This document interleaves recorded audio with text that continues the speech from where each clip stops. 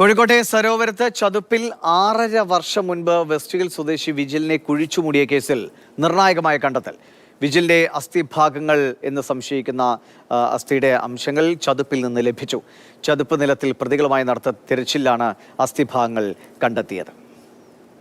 6.5 വർഷങ്ങൾക്ക് മുൻപ് കുഴിച്ചുമൂടിയ ഒരു ബോഡി, അതിൻ്റെ ഭാഗങ്ങളാണ് ഇന്ന് കണ്ടെത്തിയിട്ടുള്ളത്. 53 അസ്ഥിഭാഗങ്ങൾ കണ്ടെത്തി. അത്രയും ശ്രമകരമായൊരു ദൗത്യമാണ്.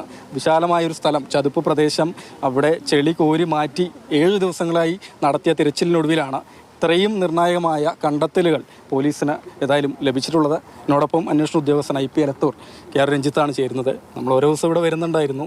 ആദ്യ 2 ദിവസങ്ങളിൽ മഴ പെയ്തു. നിരാശയോടെ പോകുന്ന ഒരു ഉദ്യോഗസ്ഥനെയാണ് കാണാൻ പറ്റിയത്. ഏതായാലും കണ്ടെത്താൻ കഴിഞ്ഞല്ലേ? ഇന്നത്തെ ദിവസം പ്രത്യേകതയുണ്ട്. നമ്മളിന്ന് കസ്റ്റഡി കാലാവധി 5 മണിക്ക് അവസാനിക്കുക. ഒരു 4 മണിക്ക് ഇവിടുന്ന് നിർത്തി പോയി. ഇനി അവരെ കോടതി ഹാജരാണ്. മെഡിക്കൽ പരിശോധന കാര്യങ്ങളുണ്ട്. ഇപ്പോൾ ഞങ്ങൾ സത്യം പറഞ്ഞാൽ ഒരു ഭയങ്കര മാനസിക വിഷമത്തിലായിരുന്നു. പ്രതീക്ഷിച്ചതിലധികം ചതുപ്പിൽ നിന്ന് കിട്ടിയല്ലേ? അതെ, മോട്ടൽ റിമൈൻസ് നമുക്ക് ഒരു പീസെങ്കിലും കിട്ടിയിരുന്നെങ്കിൽ നമ്മൾ വിചാരിച്ചു പോയ നിമിഷങ്ങളുണ്ട്. പക്ഷെ അതിന് നമുക്ക് ഏകദേശം 99% ഭാഗങ്ങളും നമുക്ക് കളക്ട് ചെയ്യാൻ പറ്റി. അന്നത്തെ ഒരു കെട്ടിത്താഴ്ത്തി എന്ന് പറഞ്ഞാൽ കല്ലും കയറും ഒക്കെ കിട്ടി. അപ്പോൾ അടുത്ത ഘട്ടം നമ്മളിനി അന്വേഷണം, എവിഡൻസും കാര്യങ്ങളും കളക്ഷനൊക്കെ ആയിട്ട് പോകും. വലിയൊരു ടീം തന്നെയാണ് ഈ തിരച്ചിലിൻ്റെ ഭാഗമായത്. സന്നദ്ധ പ്രവർത്തകരായ ഒരുപാട് പേർ പുറകിലുണ്ട്. ഒരു കഴുത്തോളം ഒക്കെ ചതുപ്പിൽ ഇറങ്ങിയുള്ള പരിശോധനയാണ് നടത്തിയത്. അതിനൊപ്പം തന്നെയാണ് 2 കടാവർ നായ്ക്കൾ, മായയും മർഫിയും.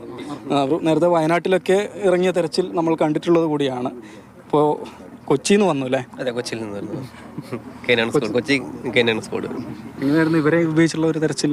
ഇവിടെ നമ്മൾ ഇപ്പോൾ സാധാരണ നമ്മളുടെ തെരച്ചിൽ എന്ന് പറഞ്ഞാൽ പ്രധാനമായിട്ടും മണ്ണിടിച്ചിലും അങ്ങനെയുള്ള സ്ഥലങ്ങളാണ്. പക്ഷേ ഇത് തികച്ചും ഡിഫറൻ്റ് ആയിട്ടുള്ള സ്ഥലമായിരുന്നു.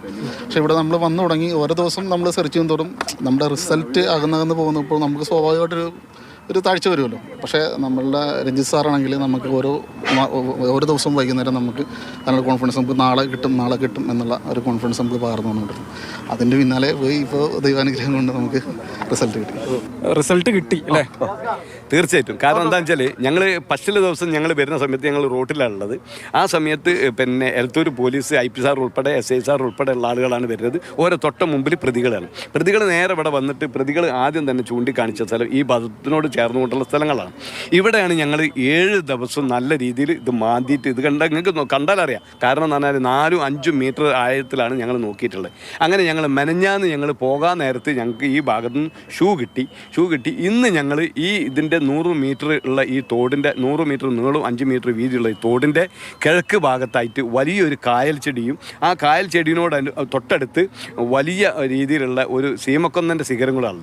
അത് ഞങ്ങൾ ഫയർഫോഴ്സിൻ്റെ കട്ടർ കൊണ്ടുവന്ന് അത് മുറിച്ച് ഒഴിവാക്കിയതിന് ശേഷം ആ ഭാഗം തപ്പിയ സമയത്ത് ഞങ്ങൾ 6 ആൾ ഉൾപ്പെടെയുള്ള ഞങ്ങൾക്കാണ് ഇത്ര കഴുത്തറ്റം ചളിയിൽ നിന്നിട്ട് ഈ അസ്ഥികൾ മുഴുവൻ പെറുക്കിയെടുക്കാൻ വേണ്ടി സാധിച്ചിട്ടുള്ളത്. ഒരു പ്രതിഫലവും ഇല്ല, തീർച്ചയായിട്ടും. കാരണം എന്താ പറഞ്ഞാൽ ഇപ്പം 4230 ബോഡിയായി.